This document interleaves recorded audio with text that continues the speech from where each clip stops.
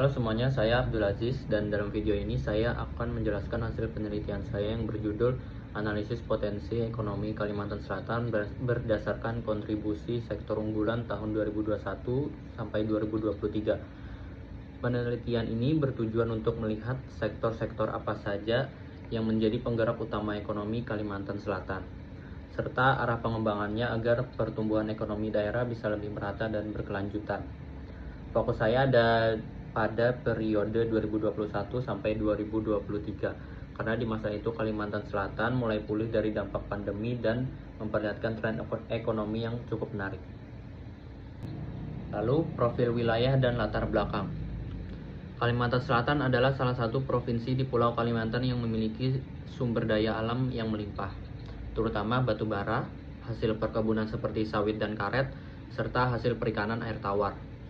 Pusat ekonominya ada di Banjarmasin dan Banjarbaru, sementara wilayah seperti Tanah Bumbu, Tanah Laut, dan Barito Kuala menjadi kawasan industri dan pertanian utama.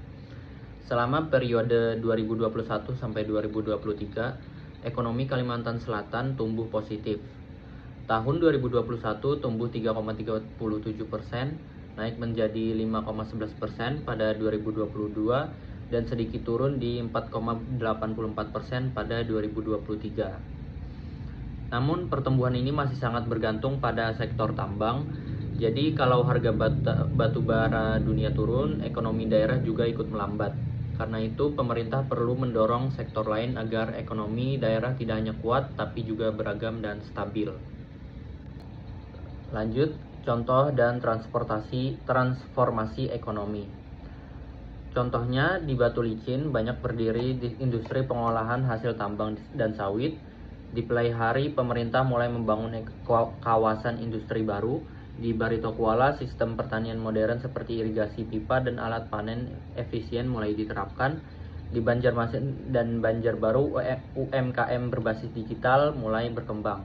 Dari sektor-sektor itu kita bisa lihat bahwa Kalimantan Selatan sedang berada di tahap transformasi ekonomi, dari ekonomi berbasis sumber daya alam menuju ekonomi yang lebih beragam dan inovatif. Lanjut, contoh dan transformasi ekonomi. Contohnya di Batu Licin banyak berdiri di industri pengolahan hasil tambang dan sawit. Di Pelaihari pemerintah mulai membangun kawasan industri baru. Di Barito Kuala sistem pertanian modern seperti irigasi pipa dan alat panen efisien mulai diterapkan. Di Banjarmasin dan Banjarbaru UMKM berbasis digital mulai berkembang. Dari sektor-sektor itu kita bisa lihat bahwa Kalimantan Selatan sedang berada di tahap transformasi ekonomi, dari ekonomi berbasis sumber daya alam menuju ekonomi yang lebih beragam dan inovatif. Lanjut, arah kebijakan dan strategi pengembangan. Berdasarkan hasil analisis, ada beberapa arah kebijakan dan strategi pengembangan ekonomi yang bisa dilakukan. 1. Diversifikasi ekonomi, yaitu mengurangi ketergantungan pada tambang dengan memperkuat sektor industri pengolahan dan pertanian modern.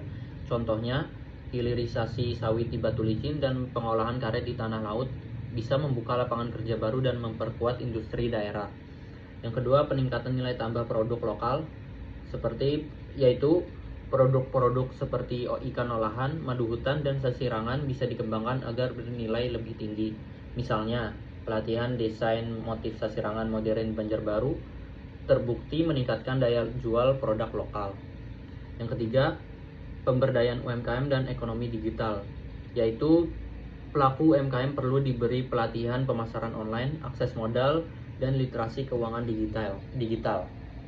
Salah satu contohnya program pelatihan Go Digital Kalsel yang membantu banyak UMKM memasarkan produk mereka lewat Shopee dan Tokopedia.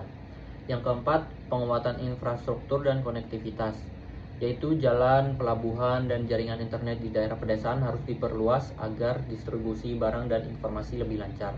Contohnya, pengembangan pelabuhan Trisakti Banjarmasin dan perluasan Bandara Syamsuddin Nur yang kini menjadi bandara internasional untuk mendorong aktivitas logistik antar wilayah. Yang kelima, pengembangan sumber daya manusia, yaitu pelatihan kerja dan vokasi di bidang industri dan teknologi perlu diperbanyak agar tenaga kerja lokal bisa terserap.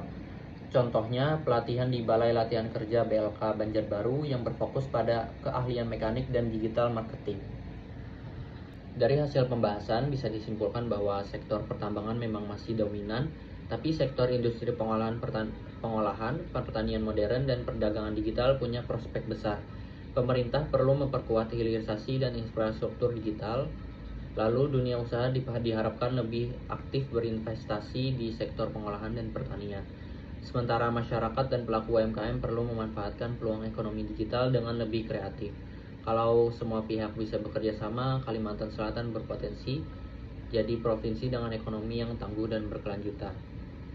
Sekian penjelasan dari saya, terima kasih.